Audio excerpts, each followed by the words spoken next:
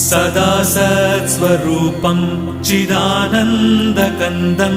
जगत्सम्भवस्थानसंहारहेतुं स्वभक्तेच्छया मानुषं दर्शयन्तं नमामीश्वरं सद्गुरुं साईनाथं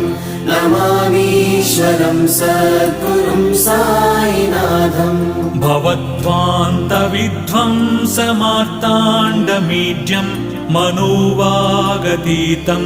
मुनिर्ध्यानगम्यं जगद्व्यापकं निर्मलं निर्गुणं त्वां नमामीश्वरं सद्गुरुं साईनाथं नमामीश्वरं सद्गुरुं साईनाथम् भवाम्बोधिमग्नार्दितानां जनानां स्वपादाश्रितानां